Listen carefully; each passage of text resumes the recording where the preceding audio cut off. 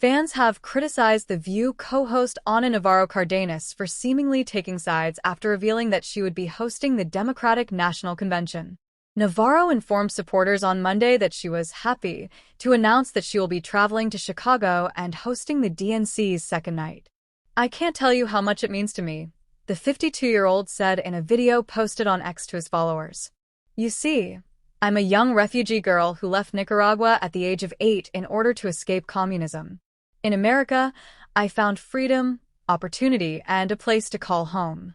For me to have the chance to stand on that stage and help my girl Kamala make history and become the Democratic nominee is such a mind-blowing moment." In Chicago's United Center, Vice President Kamala Harris shocked Democratic delegates by giving a brief but heartfelt speech in which she praised President Joe Biden. Harris wore a tan suit in an attempt to mimic Barack Obama. During her address, Congresswoman Alexandria Ocasio-Cortez attacked Donald Trump, claiming that he is not a working-class ally. Hillary Clinton, the former Secretary of State, referred to Harris and Walz's campaign as the future. After taking a bow, Joe Biden gave a forceful, almost hour-long speech outlining the accomplishments of his administration and arguing that Harris was the most qualified candidate to be the nation's leader. "She is difficult. She has experience in front of an enthusiastic audience," Biden said, "and she has enormous integrity." Republicans were agitated when the political strategist and commentator exhorted her followers to join in the celebration of democracy. One of her supporters remarked, "Your ancestors are turning in their graves right now as they watch you support communism." Is Ana still identifying as Republican? What Republican is hosting the DNC event? Another questioned. "Whatever happened to you, Ana? What happened to the Laura Bush era?" A third said.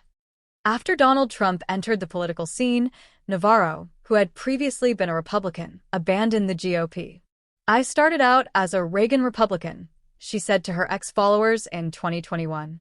This political choice was made when she moved to the United States in 1980 and Ronald Reagan, who was president at the time, backed the Contras in Nicaragua, with whom her father had battled.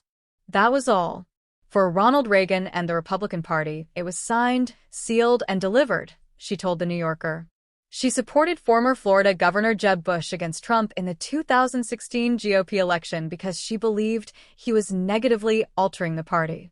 Navarro served as the director of immigration policy in the executive order of the governor and was a member of Bush's transition team. She also collaborated with other well-known Republicans, such as Utah Governor Jon Huntsman Jr. and John McCain. Navarro earlier expressed her desire that the Republican Party would return to its traditional roots. To Jane Hall, a professor of sociology at American University, "There's this part of me that really rejects the idea of being kicked out by Trump, a guy who was a Democrat when I was a Republican," she stated. "I was a Republican and this guy was an independent. I don't think this person is Republican. I really believe in the need of having two healthy parties, at least two healthy parties offering ideas, because I do think that there are different perspectives and different representations of America." The political commentator's leftward leaning has drawn criticism from some followers, but other Republican voters support her in the expanding Republicans for Harris movement. "Ana, go get them," one person wrote, #Republicans for Harris. Others applauded the country-over-party philosophy that some Republican voters, like Navarro, are embracing. These folks are anti-Trump, not anti-Republican. Newsflash, everyone. It is possible to be a Republican and not belong to a cult. "Country-over-party fools," exclaimed one. Even if they disagree with Trump on some policy issues, the Harris team has been asking Republican voters who do not support him to support the Democratic ticket. Conservative commentator and ex-MAGA activist Rich Logis, who spoke at Monday's gathering, is one of the everyday Republican voices that the Democrats will allow a platform at the DNC. According to some, Ana's role at the DNC consists of taking care of business. She claims in her ex-bio that in 2024, "I'm a single-issue voter for Trump to lose," and her involvement in Tuesday's events demonstrates that this is her goal. While President Biden was giving his moving keynote address at the Democratic National Convention on Monday night, the news anchor posted a photo of herself there. Wearing a blue shirt and jacket, She grinned at the camera before Biden emerged on the big screen behind her. She wrote, "I heart at Joe Biden," as the caption. Mindy Kaling, Tony Goldwyn, and Kerry Washington have been confirmed as the additional DNC hosts. Navarro is not alone among Republicans who have abandoned Trump, though. According to NBC News, Stephanie Grisham, the former press secretary for the 45th president, will speak at the Democratic National Convention on Tuesday.